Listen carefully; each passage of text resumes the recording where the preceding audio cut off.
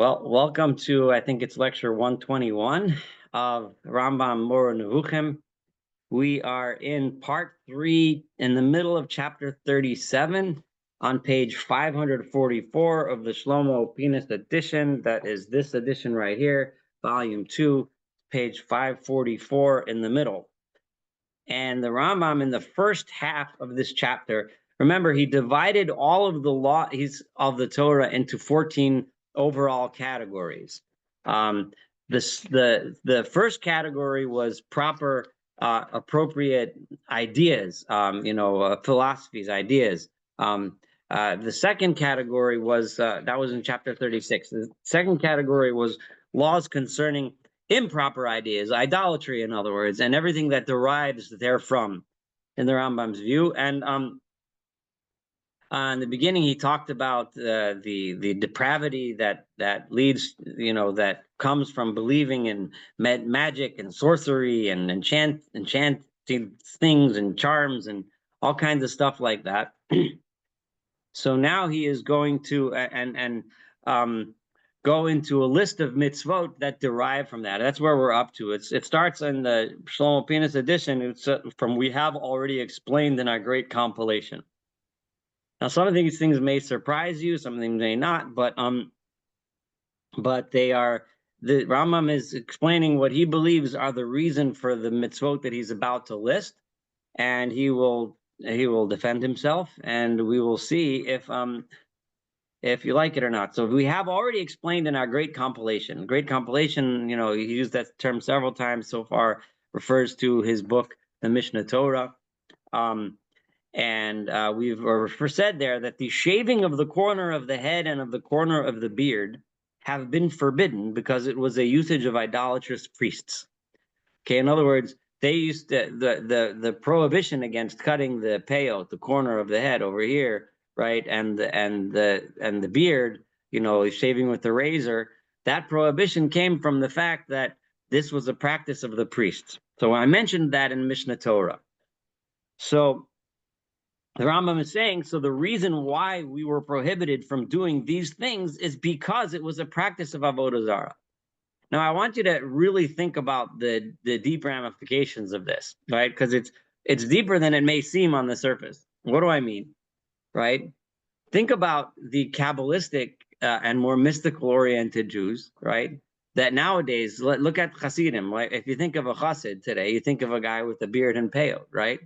Right? And there's all kinds of ideas about the holiness of a beard and a peyot. And I'm not here to deride that or belittle that in any way, shape, or form. I'm just here to say that that is a huge segment of Judaism that believes and understands that the significance of this mitzvah is something completely different than what the Rambam just said.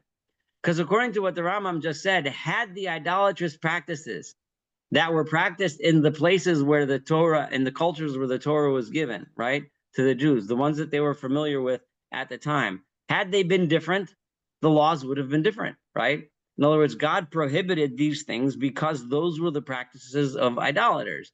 Had the idolaters, not shaved the hair at this part of the head or the other part of the head, or not shaved hair at all, or shaved all their hair, or whatever it was that they would have practiced, then the prohibition would have been against that.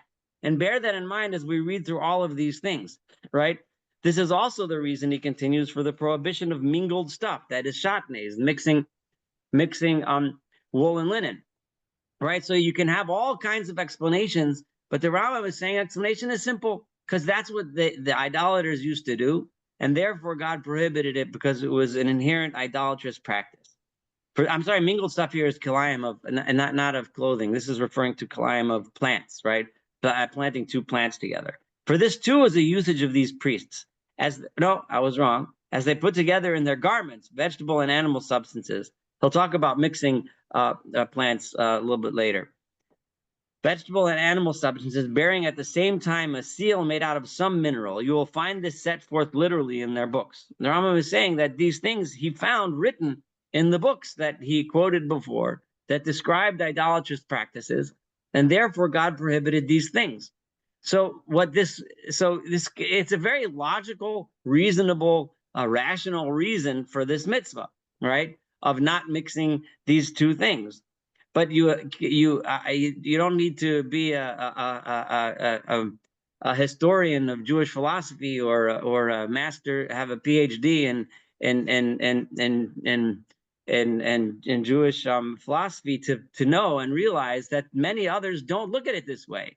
They look at these mitzvot as having some mystical significance, that when you mix these two kinds, and when you read through the Kabbalistic works especially, but not just the Kabbalistic works, to a large degree spilled over into much thinking about what this represents and what this represents. When you mix the two, it represents that. And there's all kinds of interesting things there. And I'm not here to tell you that you shouldn't believe in that, but I'm just here to tell you that the Rambam did not, right? The Rambam here is very clearly stating that the reason why this is prohibited is because it was an idolatrous practice.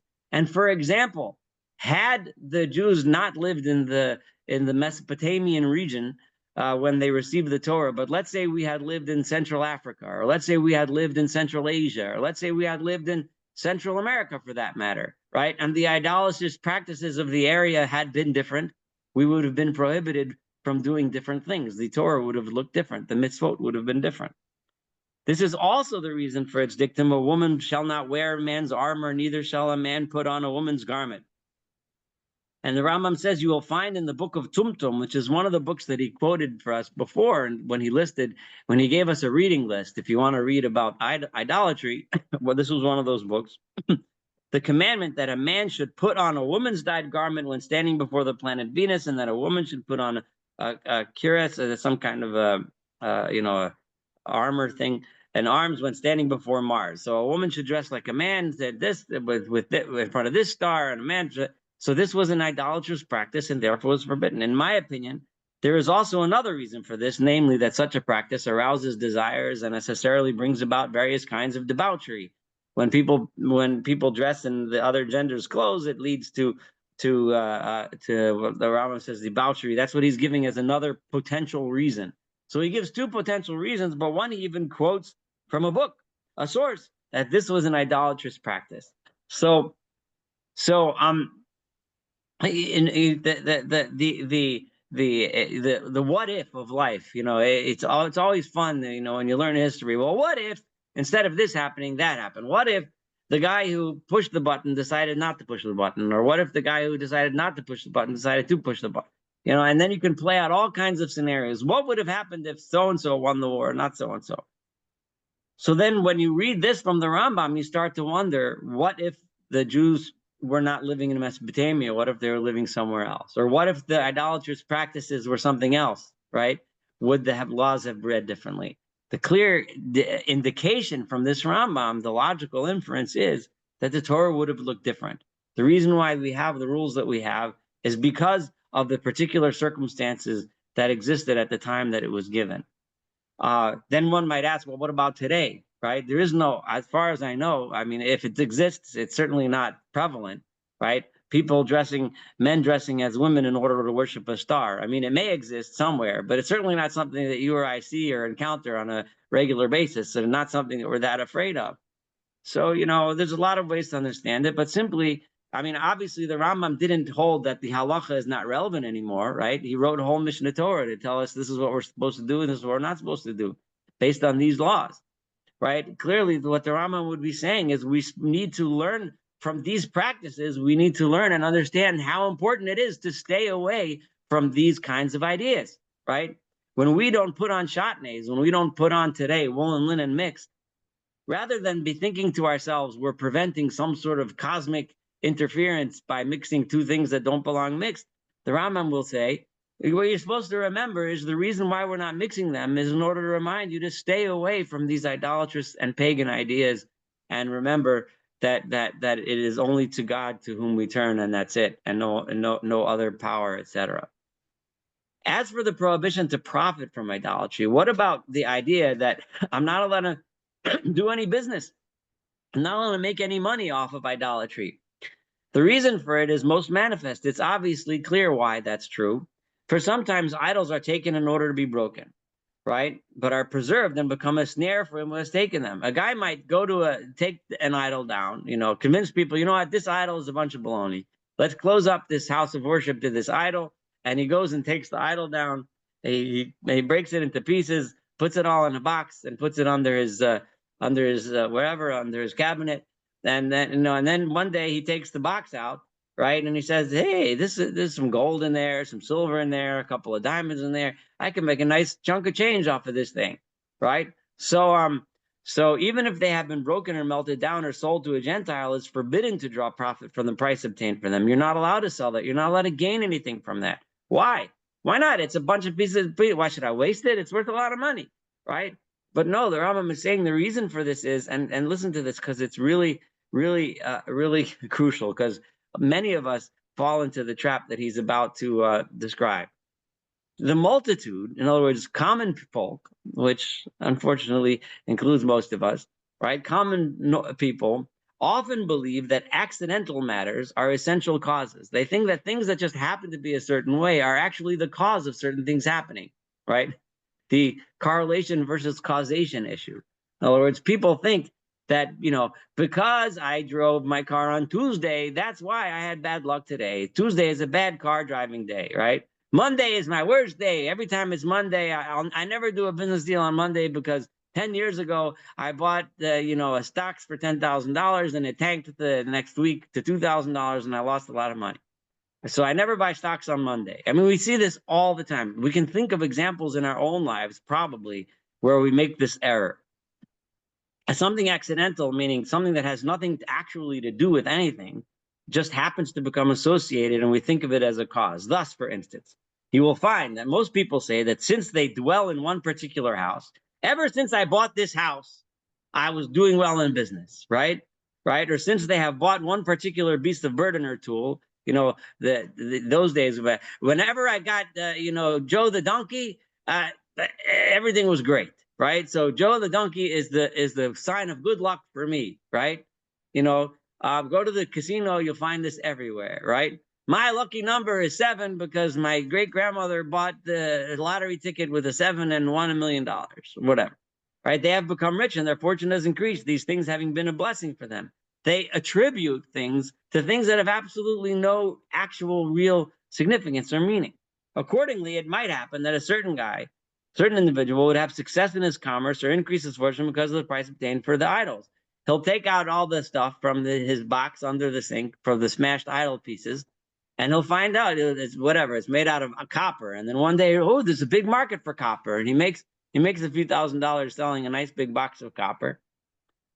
He would then think that this price was the reason for this, and that the blessing derived from the image he had sold necessitated this result. He'll think that this came from selling broken idol pieces, right? Selling idol pieces, and it's not crazy to imagine this person starting to attribute value and power to this inanimate stuff that obviously has no power. He accordingly would believe things concerning this image to which the whole wish of the Torah runs counter. The Torah wants us to know that nothing happens in the world because of stupid nonsense like this. You don't have good luck in your house because you bought this house, right? That's not how the world works. There's no such thing as a lucky star or a lucky rabbit's foot, or pick your lucky thing or unlucky thing, or the black cat walking on the road, whatever it is. It's all complete nonsense, right? The entire purpose of the Torah is to tell us that it's total nonsense, and we shouldn't believe in this stuff. And Rambam told us before and emphasized, and we went through this last week, believing in this stuff leads directly to idolatry. Because how could it be? This bowl is a special bowl, right? Why? Because it has powers. Where does it get powers from? You can see where it leads. Eventually, it leads to a very corrupt idea. This is the self-same reason why it's forbidden to draw profit from ornaments covering an object of worship, or from offerings, not just from idols themselves, but if somebody decorates an idol with jewelry or whatever, or somebody brings as an offering to an idol, those are also prohibited from benefit and from the instruments of idolatry, right? Whatever things are used within the worship, right? So that we should be preserved from this. We need to stay as far away as possible from these kinds of ideas. The Rambam equates superstition with idolatry. He said it repeatedly over and over and over again. We have to crush superstition from our minds.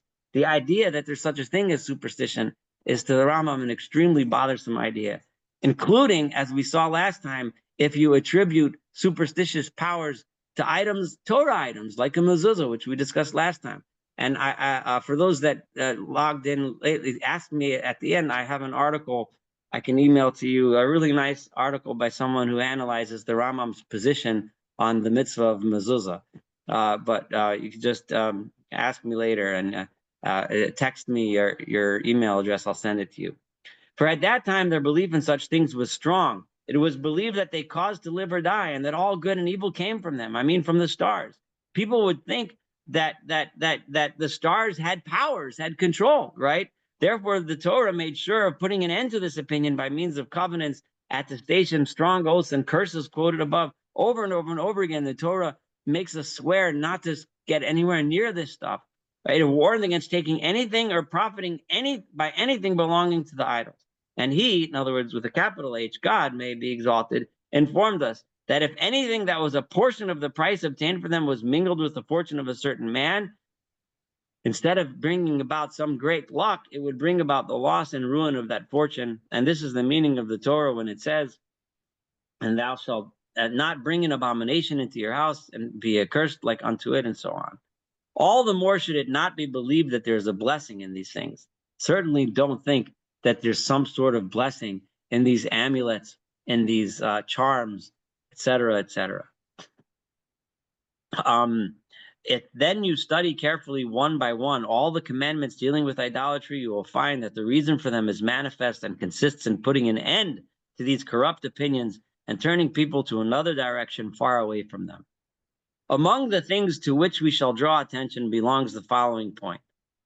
Those that set up, and I'm at the bottom of page 545, I'm about to turn the page, those that set up these false opinions which have no root or any utility in order to fortify belief in them, right?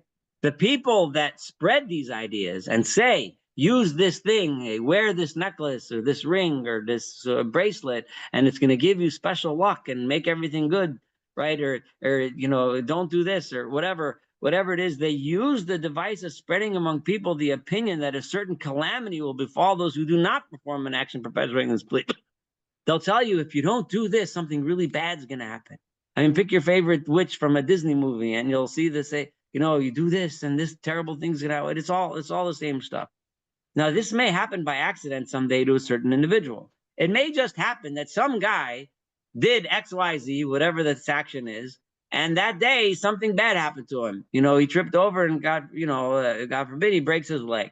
So in his mind, A is the cause of B. And now the sorcerer goes around and tells everyone, if you do ABC or whatever it is, right, you're gonna, you know, something terrible is gonna happen, and it's fixing people's minds because everybody knows that Joe last year on Tuesday he broke his leg after he did it, right? So you know, don't open that jar because something terrible is gonna happen. It's an unlucky, right? And consequently, he will seek to perform the action in question and follow that belief. So this person, because he had this experience, is always going to do whatever it is the sorcerer tells him or whatever he believes to be the good thing, so that he should things should be okay and nothing bad should happen. Now, it is known that it is the nature of men in general. So before this, I want to preface a little that in the Goodman translation, they have a nice footnote that describes this. You know, the Torah talks several times about the idol worship called Molech, right? And it talks about lahavir beno bito ba'esh, to pass your son, your child, through fire. That's the literal translation of the verse.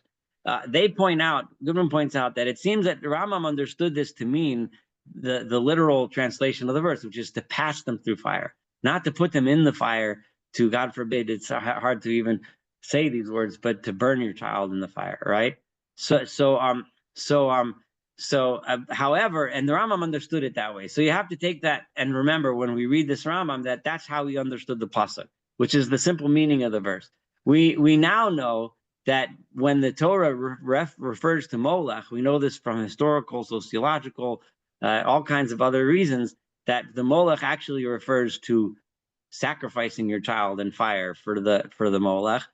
Now, and Goodman has you could look at his note, but just remember that that as we read this, that's how the Rambam understood the prohibition of Molech, as passing your son or child through fire, not in order to burn them, but as some sort of protective maneuver, right, to protect them from some disaster, which the Rambam was about to describe. Yosef, I saw you had your hand up before. Do you still want to say something, or? I was just wondering, like, how accurate is the archaeology? Because when Jeremiah describes Gay Ben Hinnom, it seems like they were uh, almost like tiptoeing between two burning coals, and basically, and the Moloch was at the end. And if they reached the Moloch, that was like proof That was of the thing. their passage, rite passage. I don't know, maybe. Yeah, there might have been a lot of different things. Some of them might have been that they were not actually sacrificing people, and some of them we do know, and Rambam understands this too because he notes from other places the fact of child sacrifice existing. That's not nobody debates that, right? That there was such a thing. I mean, Tanakh records it, right? But in other places, but specifically the worship of Molech, whether or not that involved sacrificing the child or just passing them through fire. Yeah, that's the discussion you and I are having right now. But so I'm not sure. But regardless, the Rambam understood it, and we're learning Rambam now. So let's put on his hat and understand it the way he understood it. That the Molech was a ceremony of passing a child through fire in order to protect them from something, right? So this would qualify as a superstitious maneuver to protect to achieve some sort of protection. Not much different, from wearing a rabbit's foot or whatever other nonsense you wanted to do, right? So he says that now it is known. So it's like near the top, like the fifth line. Now it is known that it is the nature of men in general to be most afraid and most wary of losing their property and their children. That's what most people are afraid of. The worst thing you can threaten someone with is, God forbid, something happening to their child, right? Therefore, the worshippers of fire spread abroad the opinion in those times that the children of everyone who would not make his son or daughter pass through fire would die. So they told you have to pass your son through the fire in order to protect them, because if you don't, then they will die. And they threatened them with this threat. I have seen and been to some degree involved in my lifetime and watching people do all kinds of superstitious things, and there's almost always an implicit threat, right? It's the people that peddle the idea that of ayin hara and all kinds of other nonsense, right? And they'll tell you, if I'm doing this to ward off some kind of something. There's always something they're warding off. There's always a threat involved. And if they do it right, or you do whatever it is that they're asking you to do right, then you'll ward off the bad and you'll get good. There's always a dual threat here, and that's what he's referring to. So, and there is no doubt that because of this absurd belief, everybody hastens to perform this action because of the strong pity and apprehension felt with regard to children. They always get you in the heart. They always get you in Achilles' heel. Who's going to say, "Oh, I'm not going to do that"? Well, I mean, they said if so you don't, so something's going to happen to your child. I mean, what kind of a cruel person are you, right? People can sell you all kinds of nonsense. Just pick your favorite snake oil and watch their well, I would say years ago commercial. Now I'll say watch their Instagram video, right? And they'll tell you, this could protect your child from fill in the blank of what terrible disease it is, and somehow scare you into a practice which is just superstitious, right? Which has no real value. So for it simply consisted in making them pass through fire. What's the big deal? Everyone's saying, what do you have to lose, right? What do you have to lose? Buy this stupid herb. I mean, it's not going to harm you. Well, it will. It's going to cost you $15, and it's baloney. But the people say it won't harm you, and this guy is telling you it's going to save you or it's going to save your child. Oh, for sure, you got to buy it, right? Or in this case, you got to pass your child through the fire. This was more particularly so because care for little children is generally entrusted to women. And it is known how, and please don't be insulted, this is not me reading this is the Rambam. It's well known how quickly they are affected. They're so easy to influence the women, right? Speaking generally, how feeble are their intellects. Please don't quote me on this. This is the Rambam speaking. And he's basically saying that women are gullible, and especially you hit them where it hurts, right? Tell them that your child's going to immediately listen. Therefore, the law is strongly opposed to this action. We did mention that, we talked a little bit about Rambam's attitude towards women, and it's difficult in 2025 to read, but we have to remember the time that he lived in. yeah. So the point being that it's easy to convince people to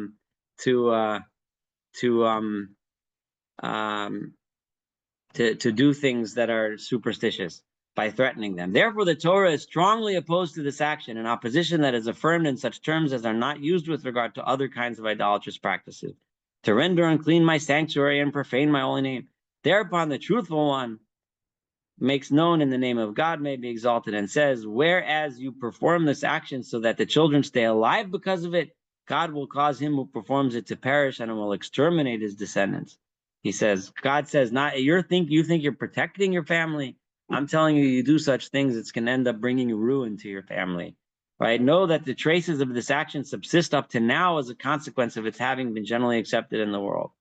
And there's commentaries, more modern ones, that assume that the Rambam was referring, and he may have seen people doing things like fumigating children to try to get rid of lice and stuff. And some of it might have been like truly medical, like smoke does scare, get rid of certain bugs and stuff. But it also might have been done in a superstitious way. So you will see that midwives take small children in their swaddling clothes, throw a fumigant having a disagreeable odor upon the fire, and move the children over this fume above the fire. Clearly, Rambam didn't think as a doctor that this had any utility. He thought of this as simply something coming from idolatrous origins. This is indubitably a sort of passage through fire, which is illicit to perform. I'm going to say you're not allowed to do such thing. Consider how, but he already told us before, if someone were to demonstrate to you that this was actually effective and scientifically it made sense, he would have been okay with it, but he didn't feel that way. So consider how perfidious was he who originated this opinion and how he perpetuated through this imagining so that its trace was not effaced through the Torah had opposed it for thousands of years. This was so deeply entrenched that it's still growing around today, Rambam says. People still doing this nonsense, despite the fact that the Torah tried so hard to uproot it from our hearts. And I would like to add to the Rambam that still today, on a regular basis, I'm sure you walk down the street, you'll find somebody, wearing some kind of nonsense that he or she thinks is giving them good luck or saving them from some evil spirit. And the Rambam would have said that, you see, despite the Torah trying really hard to get this out of our system, still in our system. We're still looking for easy ways to ward off those evil spirits. So the idolaters have acted in a similar way with regard to property, not just with people protecting our children, like I just said, but protecting our things. They have made the ordinance that a specific tree, namely the Asherah tree, right? Now, there's a lot of scholarship on what the identity of the Asherah is. But the traditional Jewish understanding, and that's what we're going to go with tonight, and that's what the Rambam says, is that an Asherah is a type of tree that was worshipped in the process of idol worship. Okay, so the specific type of tree should be consecrated to the object of their worship, right? And that its fruits should be taken, part of them serving as an offering, while the rest should be eaten in an idolatrous temple. So they would take the first fruits of this Asherah tree, as they explained in the laws concerning the Asherah. He's referring to one of these idol-worshipping guidebooks that he referred to several times already. They have also prescribed that the first fruits of every tree whose fruits are edible should be used in the same manner. I mean that a portion of them should be served as an offering, while the rest should be eaten in an idolatrous temple. They have also spread abroad the opinion that if the first fruits of any tree were not treated in this manner, the tree would wither, its fruits would drop. It's always accompanied by a threat, right? Produce would be small, or some calamity would befall it, just as they have spread abroad the opinion that every child who was not passed through fire should die, similar to what they did with children. Inasmuch as men were afraid for their property, nobody wants to, people, they didn't have a supermarket to go to and buy apples whenever they want. So, if their apple tree didn't make apples, then they didn't have any fruit to eat that year. So it's a pretty big threat, right? So I need, and if somebody tells you, if you do this procedure, then your fruit you'll get fruit. And if you don't, you won't get fruit. I mean, that's a pretty strong incentive to do this or not do whatever it is they're telling you, right? So therefore, God, the Torah opposed this and commanded that everything produced in the course of 3 years, the first 3 years that you have a tree growing by a tree whose fruits are edible, should be burnt. You get rid of that fruit, you don't eat it for the first 3 years, right? So here the Rambam is saying the reason for that prohibition is And I'm sure many of you were wondering, why in the world would God say I can't eat I have an apricot tree and it grows a nice apricot. What's it just gonna go to waste? Like, what's the point? I will eat the apricot. But no, God says no. And Rambam is telling you, when you don't eat that apricot, you'll remember that the reason why you're not eating it is because you need to stay away from this idolatrous notion. For some trees, bear fruit after 1 year, others bear after 2, others after 3, etc. Different trees are different. This is what happens in the majority of cases when trees are planted in one of the 3 generally accepted ways, either planting it with seed or layering it or grafting it. No attention is paid to him who sows a kernel or a pip, right? Nobody's talking about things that are not trees, right? For the Torah ties up the commandments with the majority of cases only, and the first produce of planting appears in the land of Israel after a maximum delay of 3 years. Accordingly, God, may be exalted, has given us a pledge that because of the destruction and loss of the first fruits, the produce of the tree will increase. In other words, the idol worshippers are telling you that if you bring these fruits and you do this idolatrous practice with them, then you're going to get bounty. And God says, I'll tell you to throw away those first fruits. Don't eat them. Don't touch them. Certainly don't use them in any idolatrous ceremony. And I promise you that you'll have a bountiful harvest after the first 3 years, that it may yield unto you the increase thereof, and so on, as we have explained. And he has commanded to eat the 4th year fruit of planting before God as a substitute for eating the first products in idolatrous temple. Instead, the first year you're allowed to eat those fruits, you take them before God to the temple and celebrate before God the bounty of the fruit that he gave you, as we have explained. So here we have now a reason for a lot of these mitzvot, which many of us didn't know the reason for, right? Now, if you were to I don't know if this is true at all, but let's say you came up with some other reason why it makes sense not to eat the fruit. Let's say you showed me that there's some I don't know, fungus that grows the first 3 years, and it takes time for the tree to get rid of the fungus. And if you eat the fruit in the first 3 years, you're more likely to get some fungal disease. There's no such thing. I just made it up, and I'm just made it up just for a purpose of an example, right? And you told me that the reason why God said not to eat the tree for the first 3 years is because he wants you not to get sick. So do you think the Rambam would have a problem with that? But in other words, I don't think so. I think he's explaining the reason that he sees, right? But I think it's pretty clear that he understands that he's saying his suggestion, right? But you may have other explanations, right? He's not negating that. Just like he said with the mixing of clothing, where he said, I think the reason is idolatry, because of the idol worshiping books that he quoted. But also the leading to debauchery, right? That's another reason that he thought of. So he's not trying to say that this is the reason with a capital T, but this is a reason with a small a, right? Anyway, the ancient idolaters also mentioned in the Nabatean agriculture that they let certain things mentioned by them putrefy.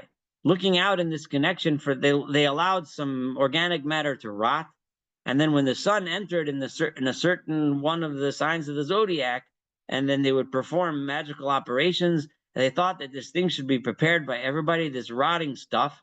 And if you plant a tree bearing edible fruit, you should scatter this rotting stuff around the tree in order that the tree should grow more quickly and should bear fruit in a way contrary to what is usual within the shortest possible period. The tree will bear fruit faster and more, and so on.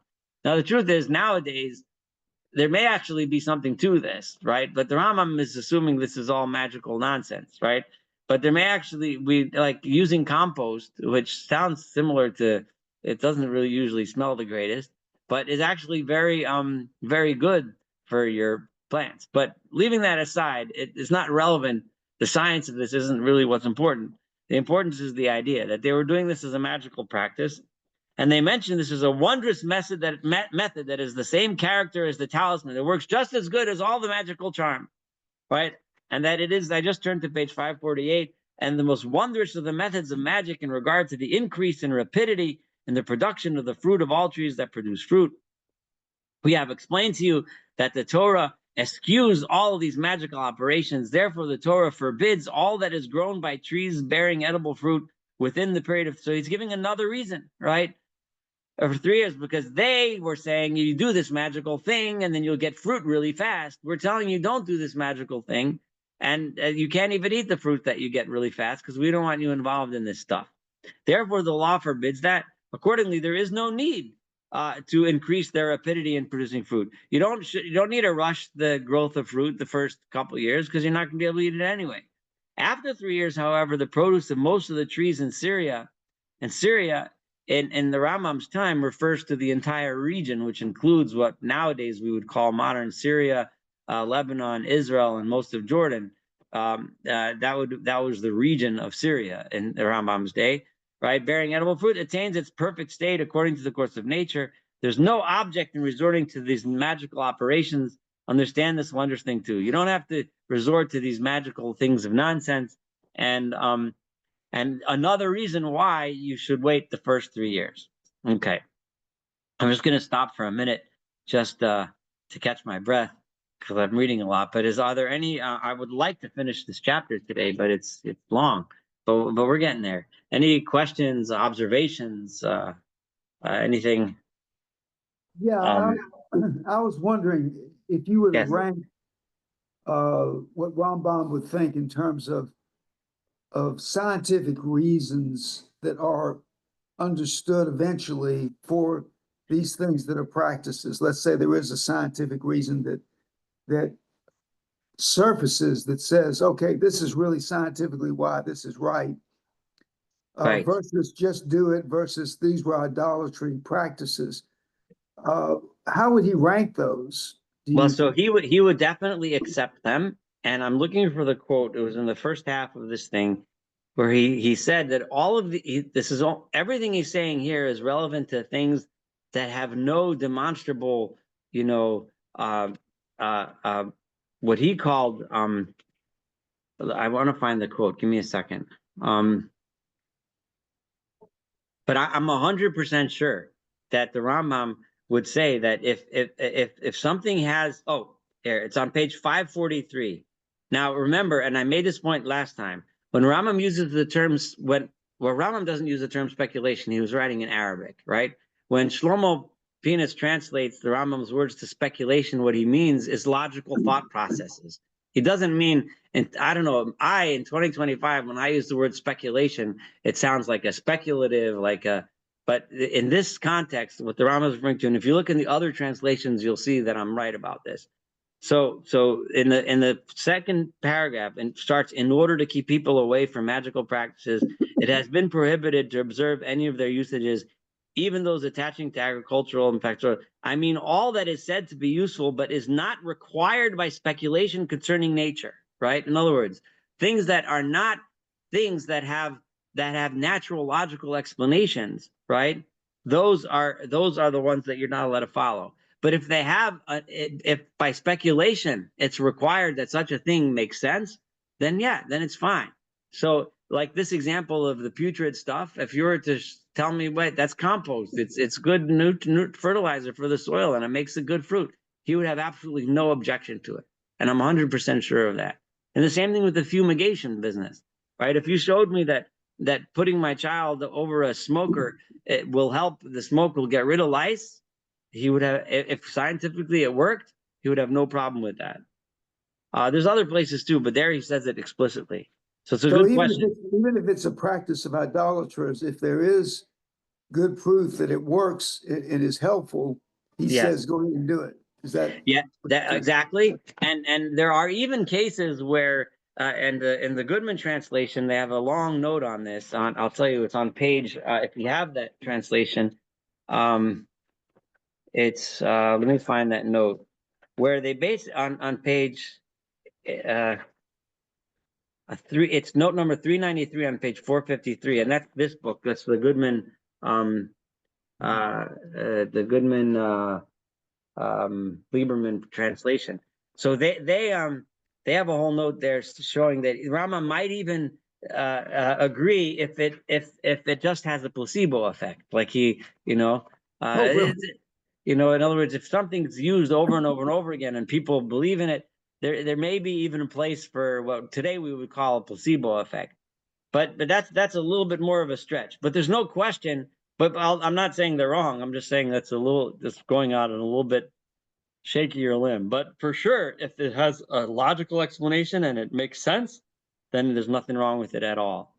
And just because idol worshippers do it won't make it a problem. And Leslie, I saw you had a hand up for a while, and I apologize. I was really following the same thing as Jack, and then I was wondering about the linen and wool together, but there's really, I couldn't think of a reason why you could allow it now, because even though I mean, the logic for allowing it would be to say, well, if the reason for it was because of staying away from avodah zarah, and nowadays avodah zarah, idol worshippers don't do this anymore, so there's no reason not to do it anymore. That would be the logic, right? But the Rambam obviously doesn't agree with that logic, or he wouldn't have written the whole Mishnah Torah, which is the halachic basis, of Judaism today. Is we keep these laws regardless of the fact that they may not have those same reasons apply. And that's what I said in the beginning, that I think nowadays we can still learn the same lesson from not wearing wool and linen that they learned 2,000 years ago, right? Just because I don't have a neighbor who's a pagan who's mixing wool and linen, right, to worship his or her god, doesn't mean that I can't learn the same lesson. I'm not mixing these two together because I want to stay away from idolatry, right? That reason. But why was this practice rather than some other practice that might have been practiced by a Central American native tribe?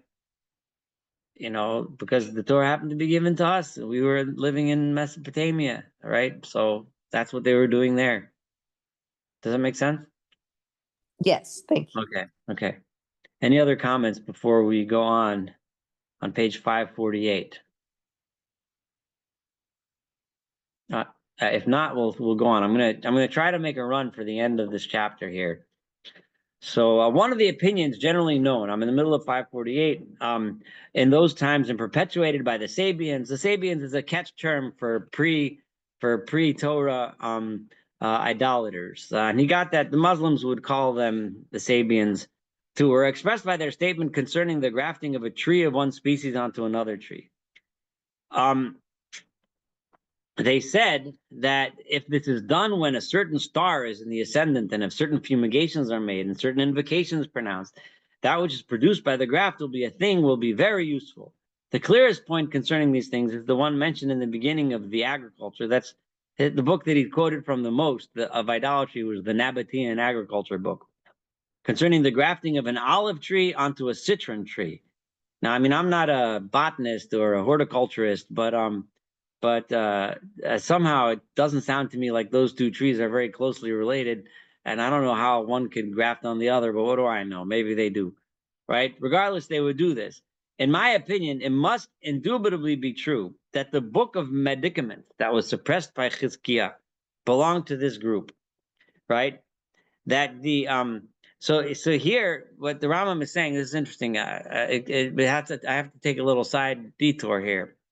It might prevent me from finishing this chapter. I'm sorry. But anyway, there's the famous Gemara that says that Chizkiyahu, right, the king, Hezekiah, right, that one of the things that he did that the rabbis agreed with was he hid the book of refuot, the book of medications or medical treatments, right? And the most famous explanation is the explanation that Rashi gives, right? And Rashi on the side in the Gemara explains that Chizkiyahu hid it because God, when he makes us sick, he wants us to turn to him in prayer. And if we had the cure for every disease in a book, when we get sick, all we do is open the book and we'd find the cure, we'd do it, and we'd go about our business, right? So we wouldn't have that experience of praying to God and beseeching God and preparing who we are, etc., which is the process we go through, and God forbid we're suffering. The Rambam doesn't agree with that. So next time you hear a rabbi give that drasha, you can say, very nice. This is nice to hear.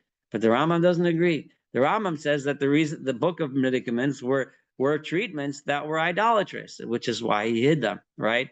So they also so the Rambam is stating here clearly his disagreement with Rashi. Now Rashi was preceded Rambam by a very short time, but there is no known clear mention of Rambam quoting Rashi. So whether or not Rambam was aware of Rashi, or was not aware, or was aware but didn't read him, or who knows? We don't know. It's an interesting. People write articles about this. There might be a couple of hints that seem to indicate that he probably was aware of some things Rashi had written.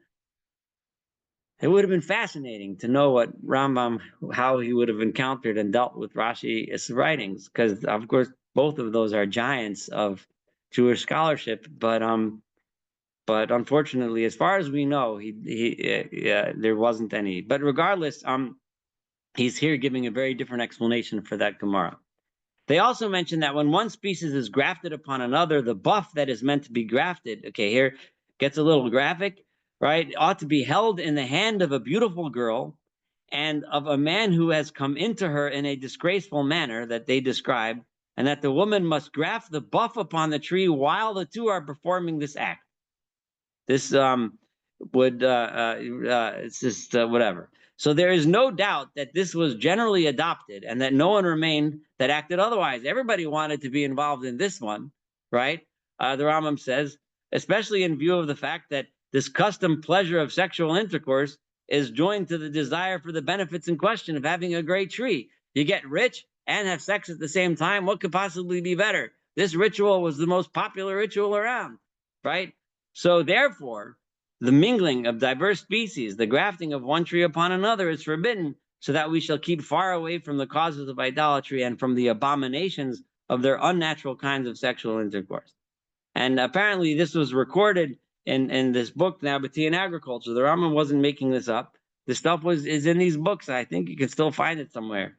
Anyway, it is with reference to the grafting of a tree that it has been forbidden to join together any two species of seeds. So on the same note, you're not allowed to graft one tree of species A to the same tree of species B, to another tree of different species B.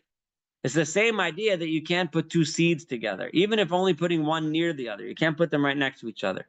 If you examine what is transmitted in the legal science, in other words, in halacha, concerning this commandment, you will find that the grafting of a tree should in all places be punished with whipping, with lashes. For it is at the origin of the prohibition. If you carefully look at the prohibition, you'll see that it's grafting that is the origin of the prohibition of planting seeds of different types. Whereas mingling of diverse seeds is only forbidden in the land of Israel as a rabbinic prohibition. So the real prohibition, in other words, the purpose that the Torah wrote it for, was because the Torah was trying to keep us away from these abominable, idolatrous, promiscuous, and corrupt practices. So they also state explicitly in the agriculture and on top of page 549 now, that it was their custom to sow barley and grapes together, for they thought that a vineyard could only prosper through this practice. Because they did that, consequently, the Torah has forbidden sowing a vineyard with diverse seeds and has commanded burning all such things. For all the chukot, all the customs of the nations that were thought to have occult properties were prohibited, even if they did not at all smack of idolatry, right? If this is what they did, this mixing barley and grapes, there's nothing idolatrous about mixing barley and grapes, right? But because idolaters did it as part of their idolatrous practices, we're not allowed to do it.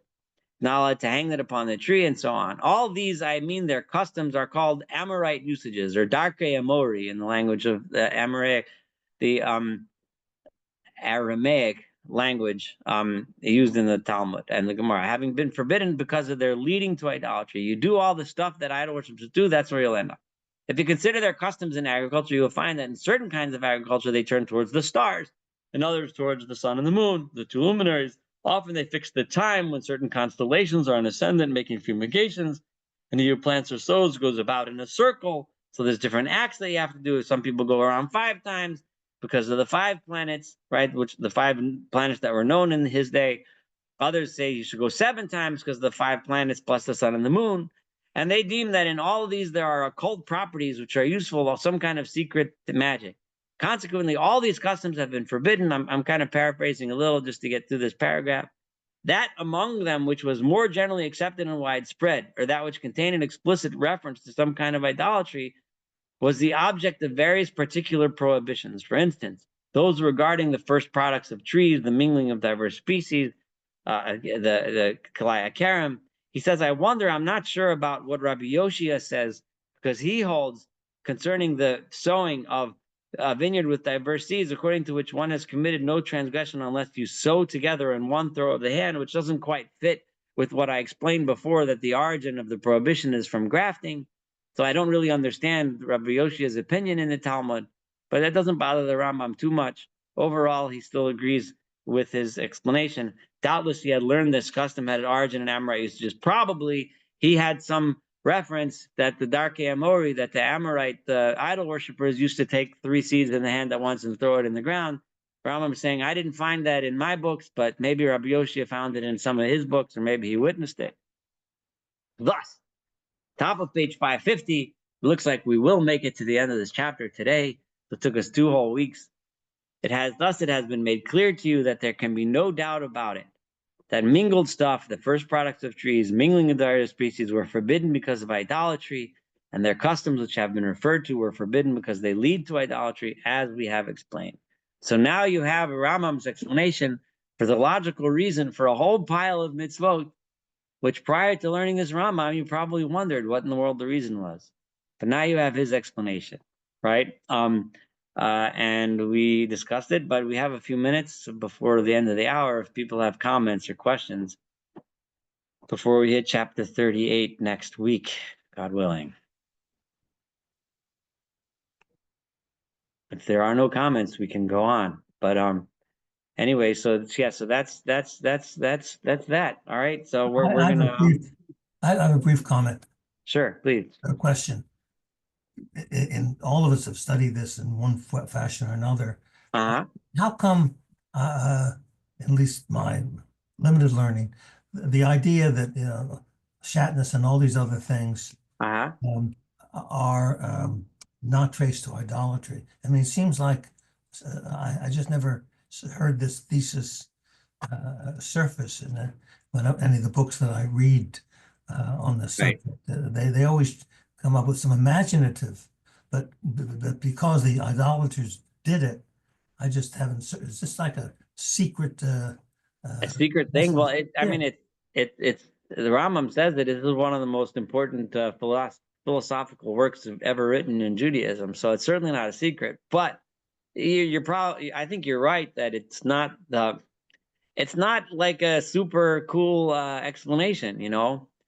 All these other explanations, mixing animal products with plants and making all kinds of notions and grandiose ideas and drawing lessons, and it doesn't make for a very good sermon, It doesn't make for anything super inspiring, It's hard to imagine everybody walking out after hearing this if the rabbi would say this, wow, nah, that's what I needed to hear this weekend,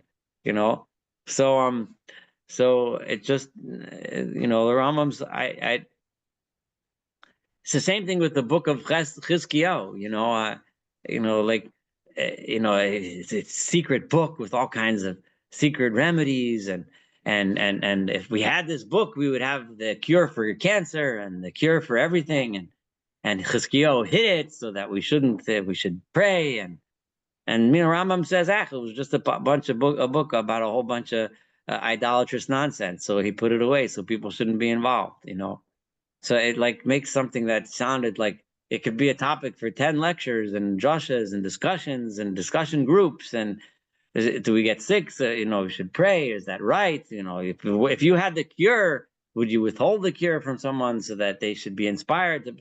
All kinds of interesting questions. The Rambam's thing leaves literally not a lot to talk about, it's just not that much fun. But it's logical. It makes sense. And that's all he's trying to achieve. He's not trying to be cool. He's trying to be logical. Yeah. Could it also be because it then leads to the sense that the entire, a large portion of halacha doesn't make any sense. It's just trying to. It does. That halacha doesn't have all that meaning. I mean, there's been books and books and books, especially in the mystical literature and the Kabbalistic literature, but even in the literature that's influenced by Kabbalah, but not necessarily Kabbalistic, you have all these nice ideas and things. I mean, you read through a lot of thinkers, and the Rambam, it just washes the whole thing away. you know? I mean, you could read through other thinkers that comes up with all kinds of beautiful ideas, you know? This represents this and this represents that, so you shouldn't mix the two, and you know, all kinds of things. And now it's just it's random. It could easily have been you can now let it mix, you know, orange peels and Pepsi Cola. You know, if that's what they were doing, then that's what would have been forbidden. But they didn't have Pepsi Cola, so they that wasn't what we're you know. That's really what comes out of this, you know. But I mean, the idea still does have meaning. When we do it, we need to remember why we're doing this, and this is why we're doing this, because we need to stay away from those kinds of notions. The Rambam is trying to get rid of superstitious notions from our heart. And when we do these things, instead of making superstition, it's supposed to get rid of superstition from us, right? Are we going to discuss later the kashrut and meat and milk and all that? Yeah, sure, definitely. Well, we'll deal with that. Don't worry. Okay? Yeah, don't worry about it. We'll get there. So we will, yeah, we'll get there for sure. Hang in there. Yeah, I mean, this subject is get us almost all the way to the end. The idea, the going through class by class and thing, and then at the end he has a famous parable and wrap a few things up, and that'll be the end of the book. We're really driving close to the end. All right.